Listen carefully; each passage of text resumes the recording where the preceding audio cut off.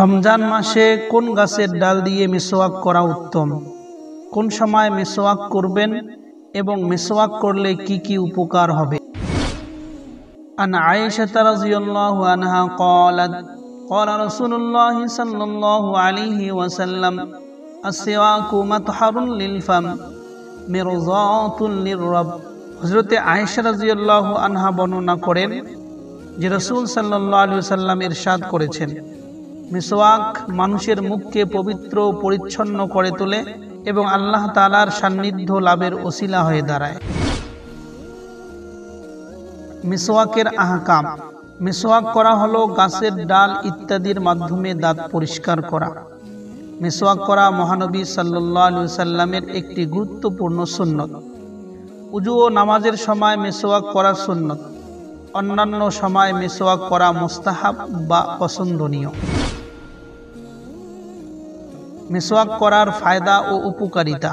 মিসওয়াক করার পার্থিব ও পরকালীন অনেক ফায়দা ও উপকারিতা রয়েছে। আল্লামা ইবনে আবিদিন বলেছেন, মিসওয়াকে রয়েছে ৭০টির ঊর্ধ্বে উপকারিতা। তিনি বলেন, মিসওয়াকের উপকারিতা ১৭রও অধিক। তন্মধ্যে সবথেকে ক্ষুদ্র উপকার হচ্ছে মুখের দুর্গন্ধ দূর হয়, আর মিসওয়াকের সর্বোচ্চ উপকার হচ্ছে মিসওয়াক করলে মৃত্যুর সময় কালিমা নসিব হয়। মিসওয়াক কখন করবেন?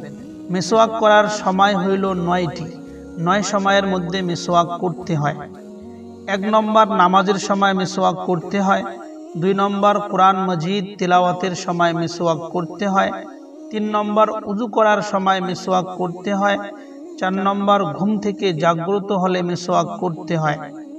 ৫ নম্বর মুখ দুর্গন্ধযুক্ত হলে মিসওয়াক করতে হয়। ৬ নম্বর ঘুমানোর পূর্বেও মিসওয়াক করতে হয়। ৭ নম্বর দীর্ঘ সময় কথা বলার পরও মিসওয়াক করতে হয়। পানাহারের পর মিসওয়াক করতে হয়। দুর্গন্ধযুক্ত যদি খাবার খাওয়া হয় সেই খাবার খাওয়ার পরেও মিসওয়াক করতে হয়।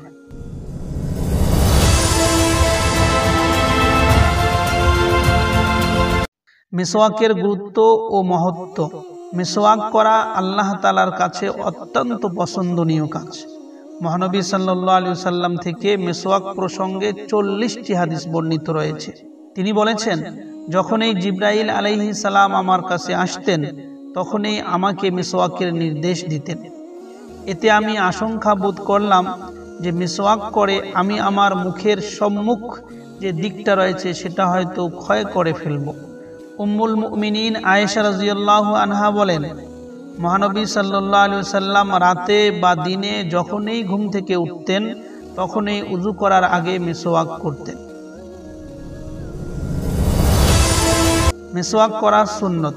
মহানবী সাল্লাল্লাহু আলাইহি ওয়াসাল্লাম বলেছেন, নবী রাসূলদের সুন্নত হলো ৪টি। ১ নম্বর লজ্জা করা, অন্য এক বর্ণনায় খাতনা করা। ২ নম্বর সুন্নত নবী ও রাসূলদের সুগন্ধি ব্যবহার করা। ৩ নম্বর সুন্নত মিসওয়াক করা। ৪ নম্বর সুন্নত হলো বিয়ে করা।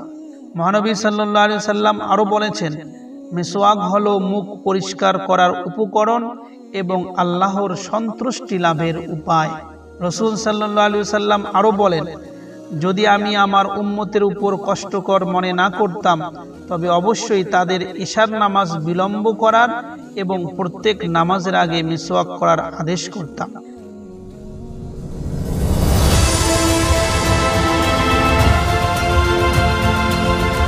মিসওয়াক করা দ্বীনি স্বভাব। হুযায়ফা রাদিয়াল্লাহু আনহু বলেন, মহানবী সাল্লাল্লাহু আলাইহি ওয়াসাল্লাম যখন রাতে তাহাজ্জুদ নামাজ পড়ার জন্য উঠতেন তখন মিসওয়াক দ্বারা প্রথমে নিজের মুখ পরিষ্কার করতেন।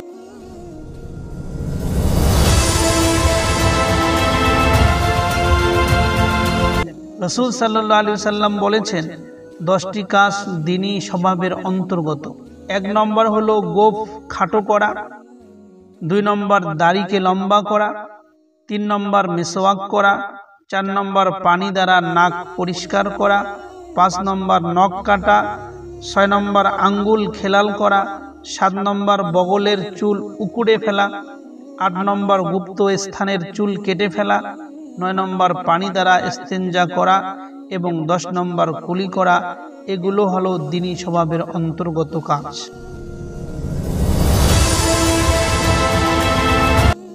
কি দিয়ে মেসওয়াক করবেন? তিক্ত, কাঁচা ও নরম গাছের ডাল দ্বারা মেসওয়াক করা উত্তম। মহানবী সাল্লাল্লাহু আলাইহি সাল্লাম জাইতুন ও খেজুরের গাছের ডাল দ্বারা মেসওয়াক করতেন। পিলু গাছের মেসওয়াক ব্যবহারে মস্তিষ্ক সতেজ হয়, দাঁতের ক্যালসিয়াম ও ফসফরাসের অভাব দূর হয়।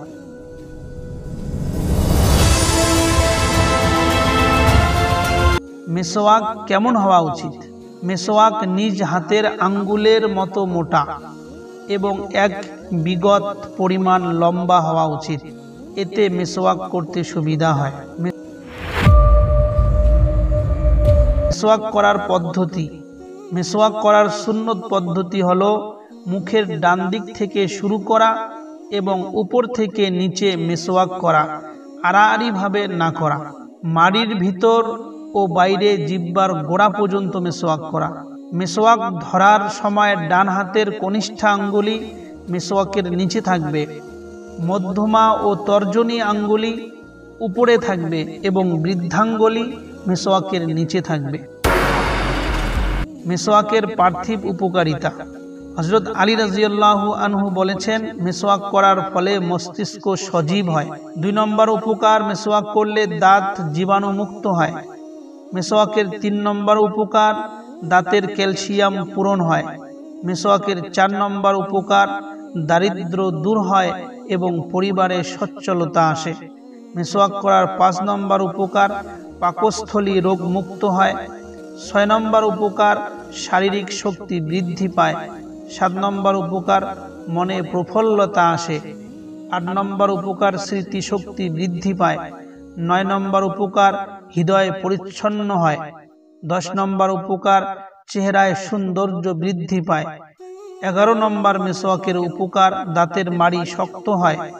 12 নম্বর মেসওয়াকের উপকার, মুখের দুর্গন্ধ দূর হয়। মেসওয়াকের পরকালীন উপকারিতা।